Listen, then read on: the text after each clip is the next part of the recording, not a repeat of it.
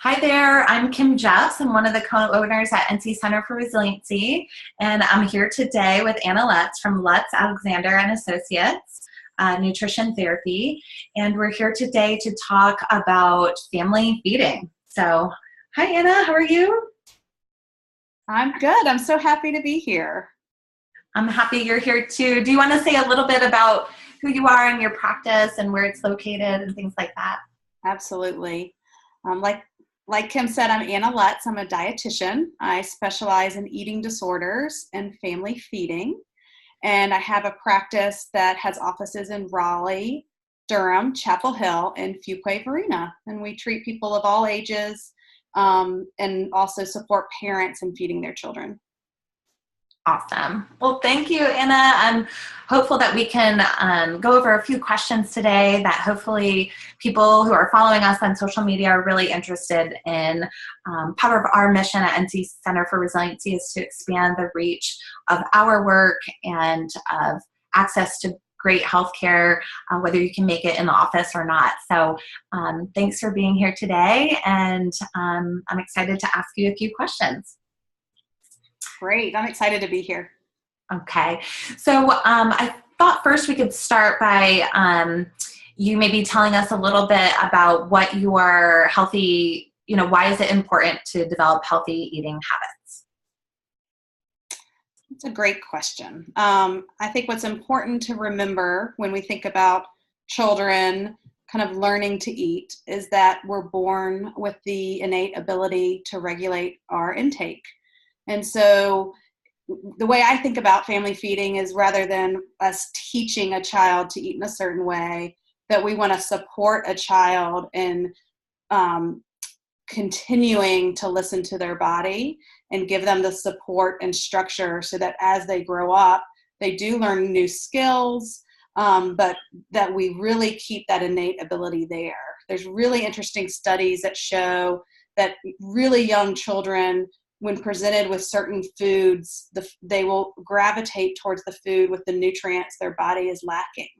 And so we have this really cool research that we have this innate ability. And probably my biggest thing when I talk to the parents is let's support a child in keeping that, and what needs to be in place so that they continue to develop, just like anything else that we're parenting around, whether it's bedtime or learning math or different things like that.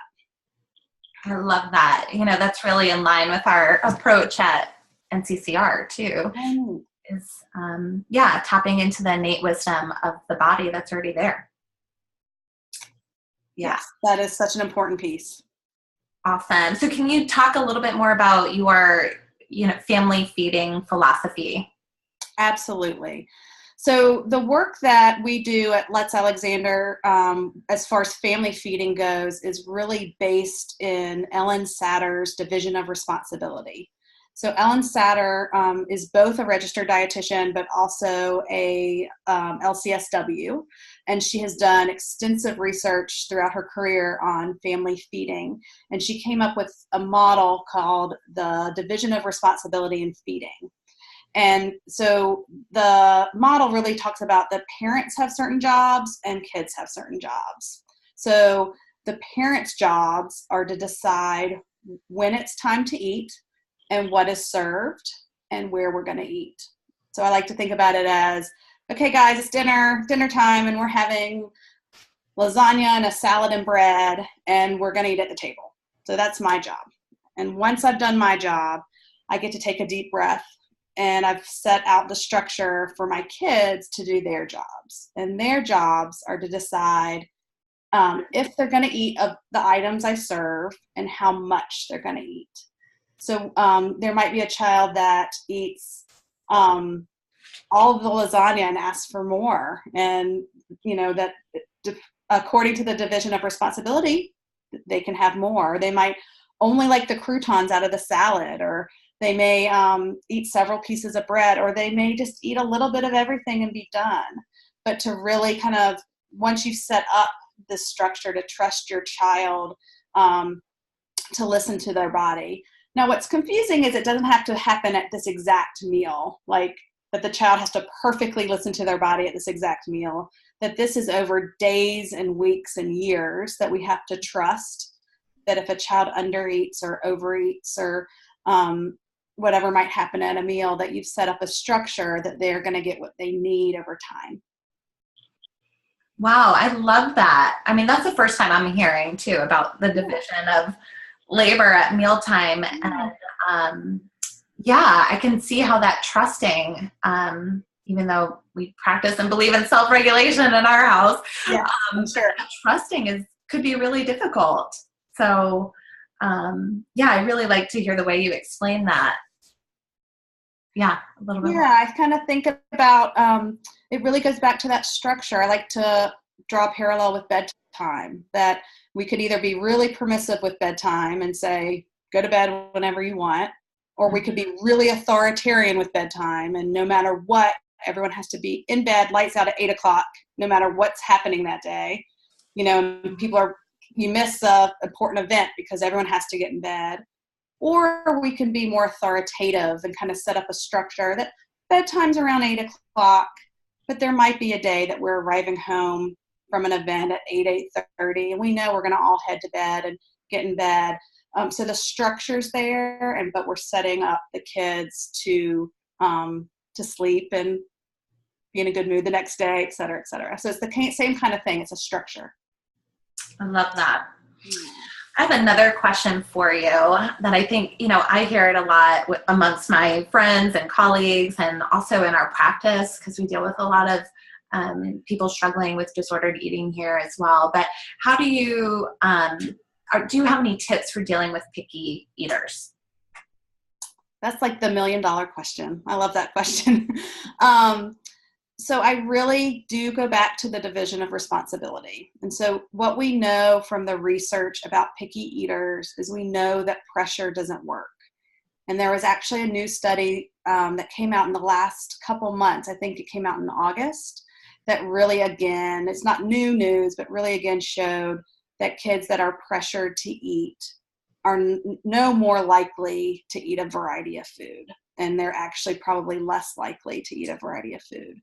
So I think that's really different from what we might hear in our culture as far as pressure goes. And the thing is, pressure can mean different things for different kids. A really sensitive kid, pressure could be just the food. A big mound of broccoli sitting on their plate could feel like a lot of pressure. Or for maybe a less sensitive kid, it needs to be more like you have to eat your broccoli to get up from the table. There's a wide range of what pressure might be. And so that division of responsibility, you really sticking with your job of when and what, but then stepping back so that there's not pressure. Because if you stick with that job, you're exposing your kids to all different foods. And so we don't want to short order cook. I think the two biggest mistakes that people make are being really permissive and fixing several meals to kind of cater to picky eaters, or the other end of the spectrum being really authoritarian and saying you have to eat everything on your plate. And that actually does not lead to increased food acceptance. So again, that middle ground is really what we shoot for. And for some kids, they're just on a different timetable. I also talk about that picky eating really oftentimes reflects a child's personality. Someone who loves new things and is really outgoing, a lot of times approaches food in that way. And someone who's a little more cautious about new situations and likes to kind of check things out first, that personality usually shows up the same way in their food. And so just like with any situation, if we set those appropriate boundaries, they're going to move along, but they might move along in different ways. I love that. I think that's really good for people to keep in mind who have multiple children, right, with different personalities. And yeah, I like the way you articulated that. I have another question that comes up a lot, even in our household with our kids, but how do you recommend handling desserts and sweets with your children? So this is a question I get asked a lot, and the way I handle it is probably really different than a lot of people do. What Ellen Satter talks about with the division of responsibility, I'm a big fan of, which is if you decide to have a dessert at a meal, and you get to decide, because you get to decide the what, the parent gets to decide the what, and you don't need to do it every meal or every day. You get to decide that. But if you decide to have a dessert, to offer a child-sized portion at the meal. And so this is kind of new to a lot of people. So if we had lasagna and salad and bread, to put a cookie right there on the plate with everything else, or on a plate next to it, and really let the child decide what order they're going to eat. And it really takes down that pressure, and that it takes the dessert off that pedestal. So what's different is that wouldn't be something that you would decide the how much for that item. So you would say, this is what you're having. And once it's gone, you can have more bread or salad or lasagna, but we're not going to have more cookies right now. We'll have some tomorrow. But it's really fascinating to watch children, again, personalities. Some children will eat the cookie right away. Some children will save the cookie to last. Some children will eat a cookie, eat a piece of salad, eat the cookie, eat some lasagna. And it's just fascinating that it's, everyone's different. Now, to kind of counterbalance that, Ellen Satter talks about having opportunities where children decide the how much. And so maybe at snack time, offering milk and cookies and letting the child experiment with that, eating sometimes a lot of cookies and having a tummy ache. What does that feel like? Or, eating just one or two cookies and then being hungry, that it didn't really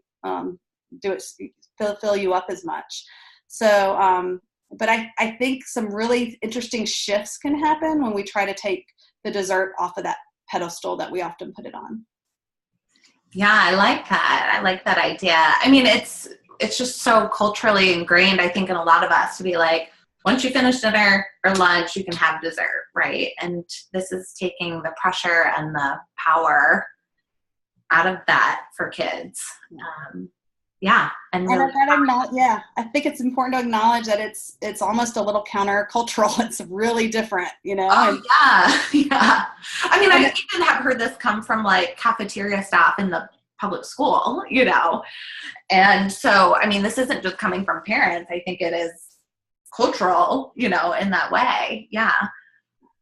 And so, I'm sure there's people watching this webinar going, what is she talking about? Why would you do that? But I really believe in, again, that body's wisdom. And so if you set up a structure that we've talked about, we need to trust that body's wisdom. And that doesn't mean that a child's not going to overeat on cookies, or only eat a cookie for dinner. But part of us learning is having times where we undereat or overeat or get a tummy ache or whatever might happen. That's part of learning, and that to kind of trust in that process a little bit more. But for a lot of people, that feels like a pretty big jump, like kind of leap of faith. But that is what trust is, I guess. Yeah, I like that. Well, what would you tell a parent who's maybe concerned about their child's weight?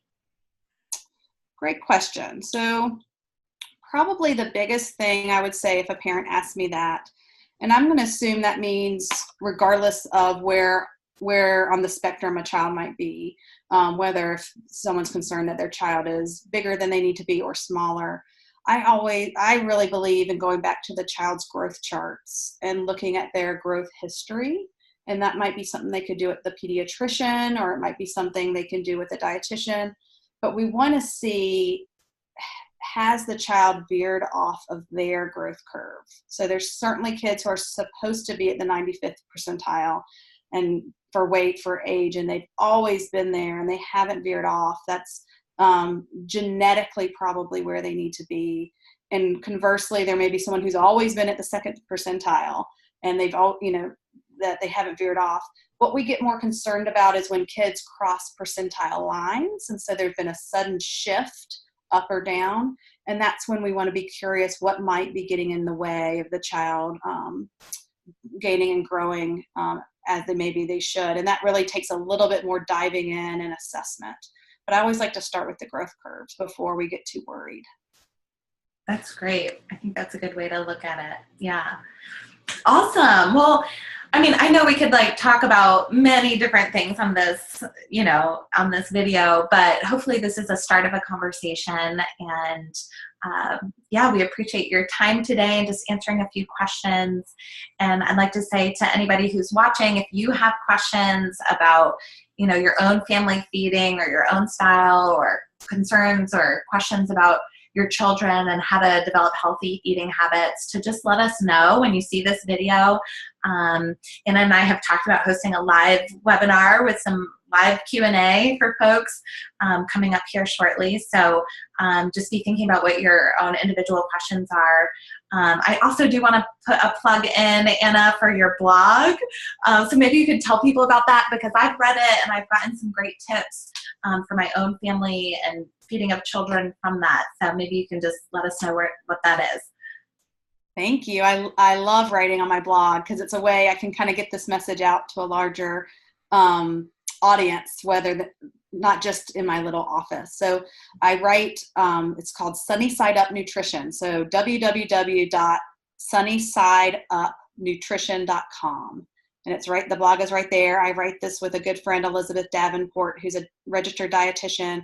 And she also is a chef. So she writes a lot about very simple cooking for families. And I write more about the family dynamics. And the goal is to make it accessible and simple, and to decrease worry around food and in your family life. So I'd love for people to follow along.